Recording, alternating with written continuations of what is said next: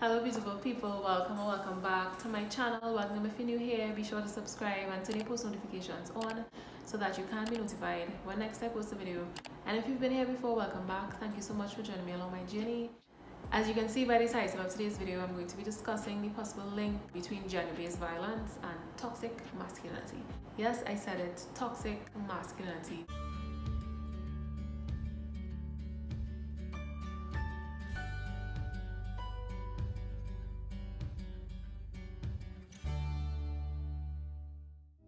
I know you all are probably tired of hearing the terms toxic masculinity or gender stereotypes being thrown about here, there, and everywhere. But believe it or not, when you question what does it mean to be a man is asked, a lot of toxic masculinity traits and gender stereotypes is usually the responses that are given. So we need to talk about it, we need to discuss it, right? I actually looked at a TED Talk video some time back.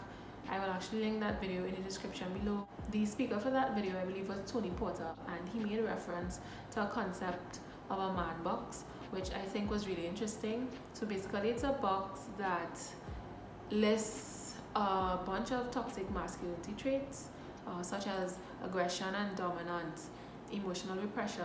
So the idea that boys and men shouldn't cry or express any form of emotion unless it's anger. The idea that men should strive to not be remotely feminine in any way, to not be like a woman or a girl, or to not be gay. So you know, this hyper masculine, hyper heterosexual way of being, as well as, you know, to not show any form of weakness or fear, to be misogynistic. So this strong prejudice against women, as well as objectification of women, so viewing women as property and objects. And you know, after looking at that TED Talk video, I found it really interesting, and it really got me thinking, like, why do we believe these toxic traits? Like, who decided on these traits? And really and truly, society through socialization. We really need to begin thinking about what ways have we been taught to behave a certain way, to dress a certain way, to respond a certain way in particular situations, and distinguish that from, you know, our authentic ways of being. So in society, we know that men have been socialized to feel ashamed of being vulnerable, to ignore innate abilities that is encouraged by emotional intelligence, like empathy and vulnerability, as well as nurturing. We were also socialized to believe that men should be providers, which is fine and which is the norm in a lot of households, but sometimes, in some instances, it tends to perpetuate the gender dynamics that, you know, gives men power over women. And when I mean power, I don't mean physical power, but that financial power over women that could sometimes transcend into emotional and psychological power over women, which is never a good thing. Men were also socialized to believe that, you know, they need to take up space, and, you know, in the worst of ways, you know, where they feel the need to direct conversations and mansplain everything. So now that we know that we were socialized to believe these things, now that we know these toxic traits, how can we change these things? So the first thing I believe that we need to do is stop normalizing certain things. So stop normalizing statements like boys will be boys. No, boys will be held accountable. Stop normalizing the statement that a lot of people tend to make. Stop doing this thing like a girl. So you do X, Y, Z like a girl. So you run like a girl, or you sound like a girl. When in some cases it could be a little boy who hasn't hit puberty yet, so probably his voice hasn't deepened, and you know, you tell him something like that, and it could be very detrimental to his self-esteem. Also, what are we teaching boys about girls? What are we saying to them about girls when we make those analogies? We also need to stop normalizing catcalling, rape jokes, revenge porn, unsolicited genitalia pics. Nobody asked for it. That's why it's unsolicited. Don't send it. Stop normalizing stalking.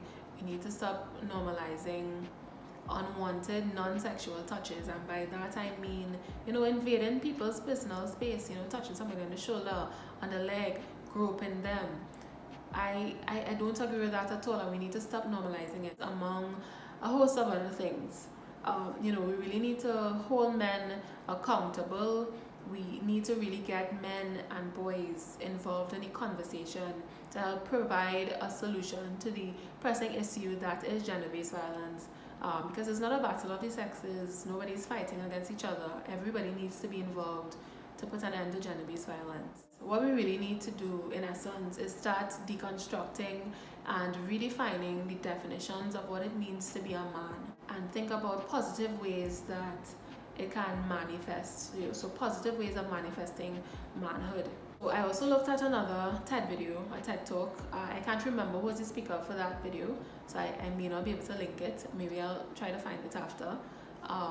And they included an equation in their video that really stood out to me, and I just felt like I needed to share it. So that equation was basically the socialization of men in society, and it's less value plus property plus objectification equals violence against women and girls. And it just really stuck out to me. So that's just a food for thought. So that's the end of this video. I hope you enjoyed it. Like this video if you did, give it a thumbs up, comment down below and answer the question for me. How do you internalize masculinity, or what does it mean to be a man in your own words? Comment this emoji so I know that you made it this far into the video, as well as subscribe if you haven't already, because if you reach this far into the video, it's either one of two things: either you enjoy the content or you really want to be a part of this conversation, which is really, in essence, two great reasons to hit that subscribe button. So please do so. Be sure to turn your post notifications on, because as I mentioned, I do post videos on this channel every week, so I will be posting another video next week, maybe a little lighter one, but I just really felt moved to continue this conversation about gender-based violence, so I decided to do this topic this week. And share the good vibes with somebody else. Remember not to keep it all to yourself. Keep the good vibes flowing.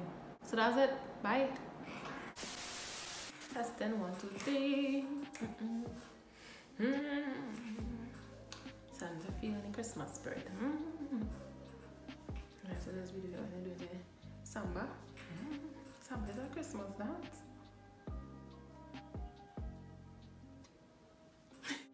And if you've been here before, welcome back. What's going on with my voice? Puberty, is that you? Wow. I feel I'm gonna shine up on my. I can feel it in my soul.